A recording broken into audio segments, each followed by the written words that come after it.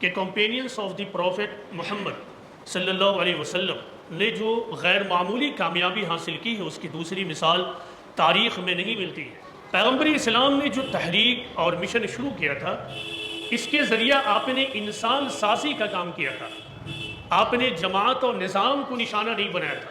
جو سماج میں رہتے ہوئے اپنی کمی کو نہ جانتے ہوں اور دوسروں کی بڑائی اور عظمت کو نہ جانتے ہوں تو ایسا معاشرہ کوئی بڑا کام نہیں کر سکتا ہے۔ اس کے بعد تاریخ یہ بتاتی ہے کہ عبداللہ بن زید نامی ایک صحابی نے رضی اللہ عنہ ایک خواب دیکھا، اور اس خواب میں انہوں نے دیکھا کہ ایک سبز کپڑا پہنے ہوا ایک شخص ان سے اذان کے بارے میں گفتگو کر رہا ہے۔ صحابہ کی ایک صفت یہ تھی کہ وہ اپنے اندر شکایت اور کمپلین کو جگہ نہیں دیتے تھے۔ جس معاشرے میں لوگ ایک دوسرے کے بارے میں اچھا گمان نہ رکھتے ہوں، لوگ ایک دوسرے کے اوپر اعتماد نہ کرتے ہوں، ایک دوسرے کے بارے میں سینے میں برے خیالات رکھتے ہوں، ایسے معاشرے میں کوئی بڑا کام نہیں کیا جا سکتا۔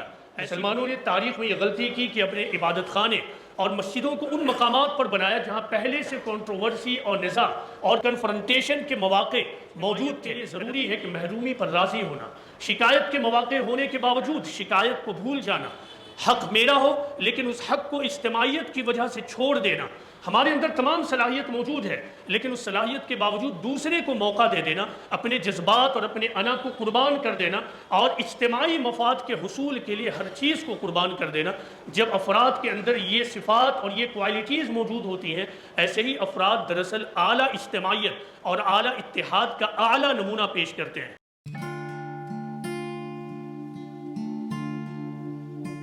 حاضرین، چند واقعات صحابہ کی زندگی کی آپ سماعت فرمائیے جس سے اندازہ ہوگا کہ مسلمانوں کا پہلا گروہ جسے ہم صحابہ کہتے ہیں، آخر ان کی کیا خصوصیات تھی، وہ کون سی چیز تھی کہ خود اللہ نے بھی اعلان کر دیا کہ رضی اللہ عنہم ورضوا عنہ، اور وہ کون سی چیز تھی اور کون سی صفات تھیں جن کو لے کر اور جن کی وجہ سے انہوں نے اعلیٰ کامیابی حاصل کی۔ عام طور سے بعد کے مورخین اور ہسٹورین نے صحابہ کے غیر معمولی کارناموں اور ترقیوں یعنی ایکسٹرا آرڈینری سکسیس اور ڈیولپمنٹ کا کھلے طور سے اعتراف کیا ہے، اس کو ایکنالج کیا ہے، اور یہ بات کھلے طور سے لکھا ہے کہ کمپینینس آف دی پروفٹ محمد صلی اللہ علیہ وسلم نے جو غیر معمولی کامیابی حاصل کی ہے اس کی دوسری مثال تاریخ میں نہیں ملتی ہے۔ خالد بن ولید، عمرو بن عاص نے جو فوجی مہمیں شروع کی عراق، شام، ایران، مصر وغیرہ میں،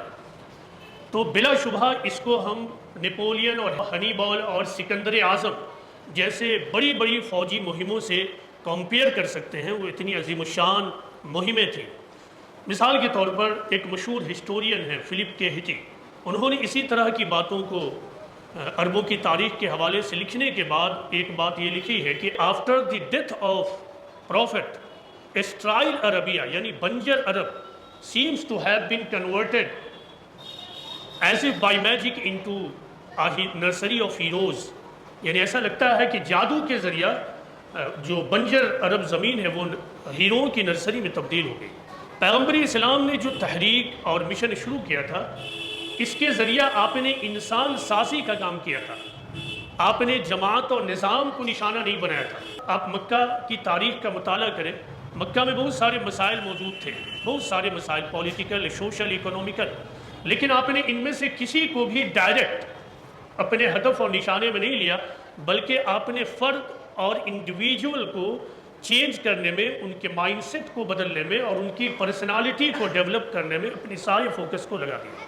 یہاں تک کہ وہ عظیم الشان کام، وہ پیغمبرانہ مشن جو پیغمبر ہونے کی حیثیت سے آپ کے ذمے تھی، اس کو بھی آپ نے اللہ کی رہنمائی کے تحت فی الفور یعنی امیڈیٹلی چھوڑ دیا۔ آپ کی ذمہ داری تھی کہ آپ مکہ اور اس کے اطراف میں اور جہاں تک آپ کی ریچ ہو وہاں آپ ایک ایشورواد یعنی مونوتھیزم، توحید کے تصور کو عام کریں، لیکن اس کے برعکس کعبۃ اللہ جس کو حضرت ابراہیم اور حضرت اسماعیل نے توحید کے مرکز کے طور پر بلڈ کیا تھا، اسی کعبہ کے اندر پیغمبر اسلام کی بعثت کے وقت 360 یا اس سے بھی زیادہ بت رکھے ہوئے تھے، لیکن پیغمبر اسلام کی جب بعثت ہوئی تو آپ نے براہ راست کسی بھی چیز سے تعرض نہیں کیا، بلکہ آپ نے فرد کو چننا شروع کر دیا اور دعوت اور تعلیم کے میدان میں کام شروع کر دیا۔ یہی وہ چیز تھی جس نے صحابہ کے اندر، یا پھر دوسرے لفظوں میں فرسٹ گروپ آف مسلمز کے اندر وہ بیج ڈال دیا تھا جو پیغمبر کی موت کے بعد نرسری آف ہیروز میں تبدیل ہو گئی۔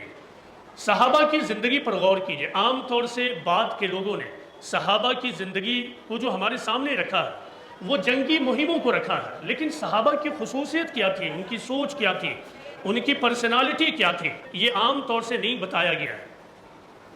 اسی لیے آج میں آپ کے سامنے چند واقعات کو رکھتا ہوں۔ نماز آپ کو معلوم ہے، نماز سب سے بڑی عبادت ہے، سب سے عظیم عبادت ہے۔ جب نماز کا آغاز ہوا تو نماز کے آغاز کے بعد پہلے ایسا ہوتا تھا کہ لوگ خود سے نماز کے لیے جمع ہو جاتے تھے، نماز کا وقت ہوتا اور مسجد میں آ جاتے، لیکن جب جماعت سے نماز کا نظام قائم ہو گیا تو اس کے بعد یہ بات ڈسکشن میں آنے لگی کہ آخر لوگوں کو کیسے بلایا جائے، وہ کون سا طریقہ ہو۔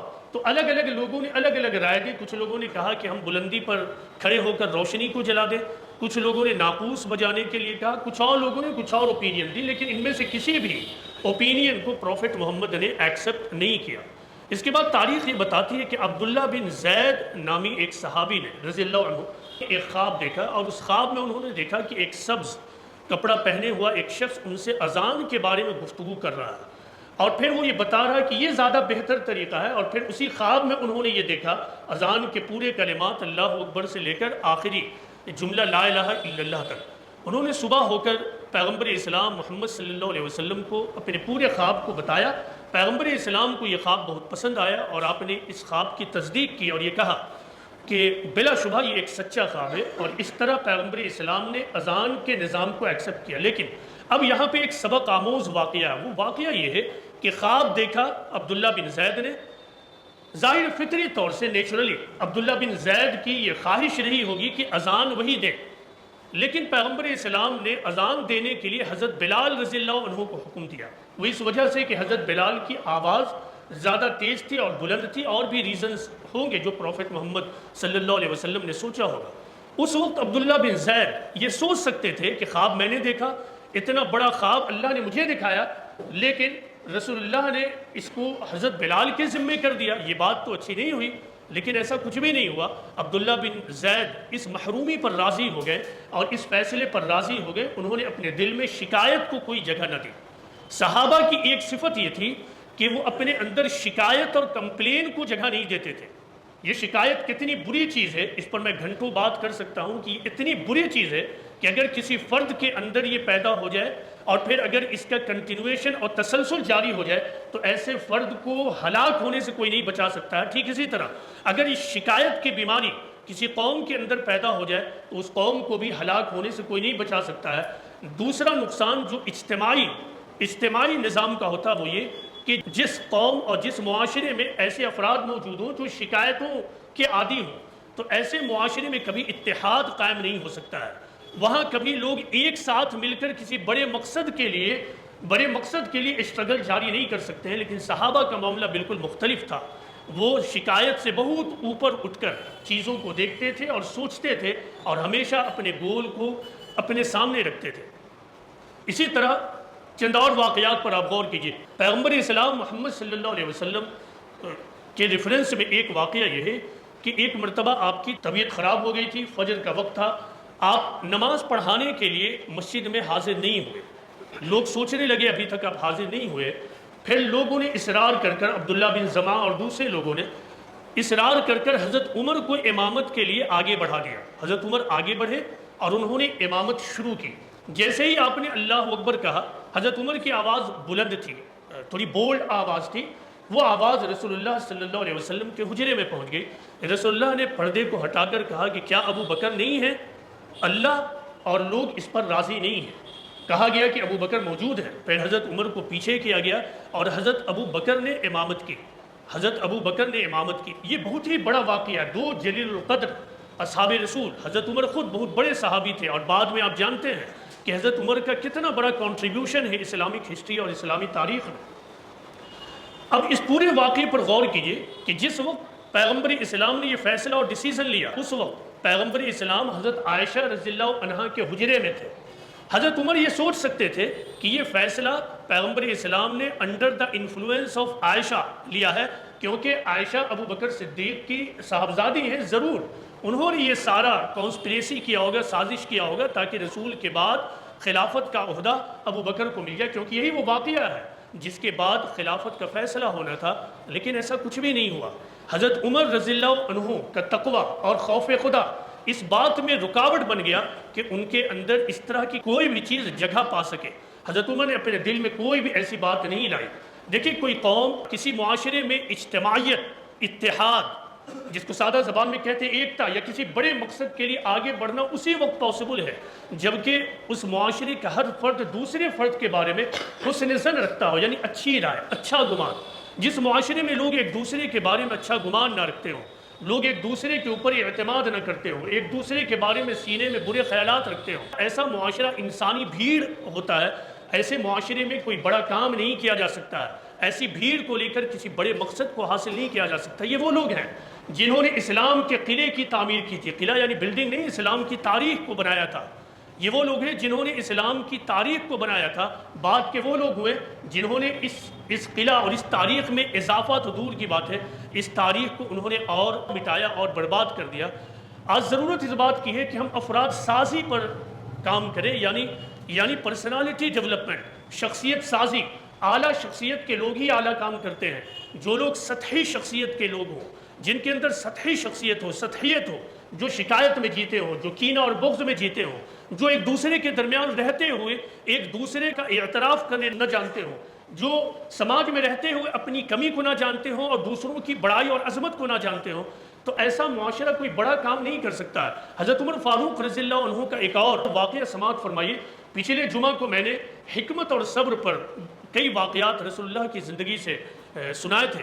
آج ایک اور واقعہ سنیے کہ کتنی بڑی حکمت ہے، اور پھر بعد کی تاریخ پر غور کیجیے گا کہ ہم نے کتنی بڑی بڑی غلطیاں کی ہیں۔ تاریخ یہ بتاتی ہے کہ فلسطین 16 ہجری میں حضرت عمر فاروق رضی اللہ عنہ کے زمانے خلافت میں فتح ہوا۔ پھر عیسائیوں کے بہت زیادہ اصرار کرنے پر حضرت عمر فاروق خود فلسطین پہنچے۔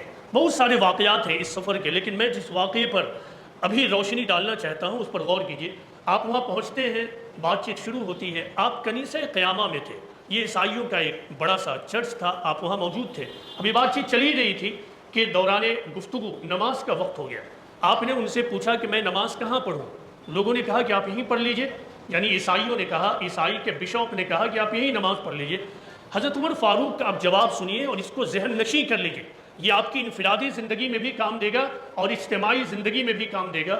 کوئی شخص اگر سماج میں لیڈرشپ کرنا چاہتا ہے تو اس کے لیے بھی یہ بہت ہی بڑا واقعہ ہے، اس میں بہت زیادہ سبق ہے، بہت زیادہ وژڈم اور حکمت ہے۔ حضرت عمر فاروق نے کہا کہ عمر کے لیے یہ سزاوار نہیں ہے، یعنی درست نہیں ہے کہ وہ گرجائی میں نماز پڑھیں۔ پھر کیا ہوگا؟ میں یہاں نماز پڑھوں گا، اس کے بعد مسلمان آئیں گے اور پھر کہیں گے کہ عمر نے یہاں نماز پڑھائی، وہ یہاں پہ مسجد کی تعمیر کریں گے، تو ہم یہاں نماز نہیں پڑھیں گے۔ حضرت عمر نے یہ کیا کہ ایک پتھر پھینکنے کی دوری تک آپ گئے اور پھر وہاں پر آپ نے نماز پڑھی۔ پھر بعد میں مسلمان آئے، اب تاریخ دیکھیں، بعد میں مسلمان وہاں پہنچے، ان کو معلوم ہوا کہ حضرت عمر فاروق نے یہاں نماز پڑھی تھی، وہاں پر وہ مسجد انہوں نے بنائی۔ اب بعد کی تاریخ دیکھیں، مسلمانوں کی تاریخ، مسلمانوں نے تاریخ میں یہ غلطی کی کہ اپنے عبادت خانے اور مسجدوں کو ان مقامات پر بنایا جہاں پہلے سے کنٹروورسی اور نزاع اور کنفرنٹیشن کے مواقع موجود تھے۔ اس کا نتیجہ یہ ہوا کہ جو قلعہ ہمارے بڑوں نے یعنی اصحاب رسول بنا کر چلے گئے تھے، اس قلعہ کو ہم سنبھال بھی نہیں سکے، آگے بڑھانا تو دور کی بات ہے، اور ہم نے بڑی بڑی عمارتوں کو اپنی نادانی اور اپنی بیوقوفی کی وجہ سے کھو دیا ہے۔ ہمیشہ یاد رکھیے کہ اجتماعی زندگی میں اعلیٰ کامیابی اس شخص کو اور اس قوم کو ملتی ہے جو قوم اپنے آپ کو نزاع، کنٹروورسی اور کنفرنٹیشن سے ہٹا کر بہت ہی وائزلی اور دانشمندانہ اقدام لینے کی صلاحیت رکھتا ہو۔ جو فرد اور جو قوم یہ صلاحیت نہ رکھتی ہو، اس کے لیے اس دنیا میں اعلیٰ کامیابی نہیں۔ آپ پوری تاریخ اٹھا لیجئے، ہندوستان میں مسلمان آئے ہیں، محمد بن قاسم ایک طرف سے اور دوسرا کیرل کے راستے سے تاجر مسلمان لوگ آئے، اس کے بعد بادشاہوں کے آنے کا سلسلہ شروع ہو گیا، ان کے کارناموں، ان کے طور طریقوں پر غور کیجئے، اور دوسری طرف پھر اصحاب رسول کے طریقہ کار پر غور کیجئے۔ آپ دیکھیں گے کہ اسٹارک ڈیفرنس ہے، بالکل صاف ڈیفرنس معلوم ہوتا ہے۔ ایک طرف صبر، حکمت، غور و فکر، کنفرنٹیشن اور نزاع سے ہٹتے ہوئے اپنے راستے کو نکالنا، دوسری طرف کنفرنٹیشن، کنٹروورسی، جان بوجھ کر اس معاملے میں اپنے آپ کو ڈال دینا جہاں پر نزاع پیدا ہوتا ہی ہوتا ہے۔ یہ صحابہ کی صفات تھی۔ میں نے یہ کہا کہ بعد کے زمانے میں صحابہ کے عام طور سے جو واقعات بیان ہوتے ہیں وہ واقعات دراصل جنگی میدان کے واقعات ہیں۔ ان واقعات کو سنا کر یہ دکھانے کی کوشش ہوتی ہے کہ صحابہ اتنے بہادر تھے، بہت ہی کریجس تھے، انہوں نے اتنا کارنامہ انجام دیا، لیکن ہر بڑے کارنامے کے پیچھے اعلیٰ شخصیت چھپی ہوتی ہے، اعلیٰ سوچ چھپی ہوتی ہے۔ ایک بھیڑ ہو، اس بھیڑ کو لے کر آپ میدان میں کود جائیے اور یہ سمجھیے کہ یہ بھیڑ ہے، اس کے ذریعے ہم اعلیٰ کامیابی حاصل کریں گے، ایسا نہیں ہو سکتا ہے۔ ایسا کبھی نہیں ہو سکتا اگر اس بھیڑ کے افراد کی اکثریت کے اندر اعلیٰ شخصیت، اعلیٰ سوچ، اعلیٰ انسانی شرافت کسے کہتے ہیں؟ اجتماعیت کے لیے ضروری ہے کہ محرومی پر راضی ہونا، شکایت کے مواقع ہونے کے باوجود شکایت کو بھول جانا، حق میرا ہو لیکن اس حق کو اجتماعیت کی وجہ سے چھوڑ دینا۔ ہمارے اندر تمام صلاحیت موجود ہے لیکن اس صلاحیت کے باوجود دوسرے کو موقع دے دینا، اپنے جذبات اور اپنے انا کو قربان کر دینا اور اجتماعی مفاد کے حصول کے لیے ہر چیز کو قربان کر دینا۔ جب افراد کے اندر یہ صفات اور یہ کوالٹیز موجود ہوتی ہیں، ایسے ہی افراد دراصل اعلیٰ اجتماعیت اور اعلیٰ اتحاد کا اعلیٰ نمونہ پیش کرتے ہیں۔ میں نے آغاز گفتگو میں یہ کہا تھا کہ بہار میں ابھی سیاست کا ماحول ہے، ہر طرف سیاسی گفتگو، بلکہ ہندوستان جیسے ملک ہی نہیں بلکہ پوری دنیا ہی میں جب سے ڈیموکریسی کا نظام قائم ہوا ہے، لوگوں کے دو بنیادی مذاہب ہوتے ہیں۔ ایک تو وہ مذہب جس کو خدائی مذہب کہا جاتا ہے، دوسرا وہ مذہب جس کو سیاست کہہ سکتے ہیں۔ شاید ہی کوئی فرد ایسا ہوگا جو سیاست پر ڈسکشن نہ کرتا ہو، جو سیاست پر بات نہ کرتا ہو۔ ہر آدمی سیاست کا ماہر بھی دکھتا ہے، مطلب یہ ہے کہ سیاست ہر آدمی کی زندگی میں داخل ہے۔ لیکن اب اس پورے سیاست کو، سیاست منظرنامے کو آپ قرآن، حدیث اور صحابہ کی زندگی سے کمپیئر کر کے دیکھیں۔ مسلمانوں کی حالیہ تاریخ پر غور کیجئے۔ مسلمانوں کا ایک گروپ وہ ہے جس نے خوب دولت کمائی ہے، آپ کے بھی علاقے میں اور دوسری جگہوں پر بھی، لیکن ایک چیز آپ دیکھتے ہوں گے کہ ہر دولت کمانے والے کا آخری نشانہ صرف ایک ہی ہے اور وہ ہے سیاست، اقتدار اور حکومت۔ اس سے باہر مسلم گروہ آج بھی نہیں سوچ پا رہا ہے کہ سیاست، اقتدار اور حکومت کے باہر بھی بہت بڑے بڑے مواقع اور اپرچونٹیز موجود ہیں جسے ہم کر سکتے ہیں۔ ایک بات۔ دوسری بات ہے کہ ہر اٹھنے والا آدمی کوئی کام جو شروع کرتا ہے وہ قومی کے نام سے شروع کرتا ہے۔ اکثر اسلام کا بھی نام لیا جاتا ہے، لیکن قوم کے لیے کام کرنے کی صلاحیتیں کیا ہیں، پہچان کیا ہے؟ میں 3 مثالیں دیتا ہوں اور پھر دیکھیے کہ مسلم قوم کی حالت کیا ہے اور مسلمانوں میں اصل کام کرنے کا ابھی کیا ہے۔ چند لوگوں نے بلا شبہ پیسہ کمایا ہے، لیکن چند لوگوں کی بنیاد پر پورے معاشرے اور پورے قوم کے بارے میں ہم رائے نہیں بنا سکتے۔ آج بھی مسلمانوں کی ایک بڑی تعداد ہے جو 3 وقت کا کھانا کھانے کے لیے بھی اسٹرگل کر رہی ہے۔ دوسری طرف ایک تعداد، بہت چھوٹی تعداد وہ ہے جس کے پاس اتھاہ پیسہ ہے، جو اتھاہ پیسہ رکھتا ہے، جو تعیش کی حد تک اپنی زندگی کو گزار رہا ہے۔ یہ فرق ہے مسلم آبادی کا۔ لہٰذا جب اتنا بڑا فرق ہو، ایک طرف تعلیم کا بھی یہی معاملہ ہے کہ مسلمانوں میں کچھ لوگ تو وہ ہیں جنہوں نے اعلیٰ تعلیم حاصل کی ہے اور اعلیٰ تعلیم کو اپنا مقصد حیات بنائے ہوئے ہیں، اعلیٰ تعلیم کے حصول کو اپنا پرپس آف لائف وہ بنائے ہوئے، لیکن ایک بڑی تعداد آج بھی ایسی ہے جس کے نزدیک اعلیٰ تعلیم کا حصول کوئی بہت بڑی چیز نہیں ہے۔ جب قوم کی حالت یہ ہو تو اس قوم کے درمیان کیا کام کرنا چاہیے؟ کیا چند ایم ایل اے یا ایم پیز کو بنا دینے سے آپ کے مسائل حل ہو جائیں گے؟ مسلمان آج بھی اسی فریم میں سوچتے ہیں کہ ہمارے ایم ایل ایز ہو جائیں گے، ہمارے ایم پیز ہو جائیں گے، اس کے بعد ہمارے مسائل حل ہو جائیں گے۔ ایسا نہیں ہوگا۔ آزادی کے بعد سے اب تک دیکھ لیجئے پارلیمنٹ میں آپ کے نمائندے موجود رہے ہیں، ابھی چند ہی سالوں کے درمیان جو بڑے بڑے فیصلے ہوئے آپ کے نمائندے بھی وہاں موجود رہے، لیکن کوئی بھی کچھ نہیں کر سکا۔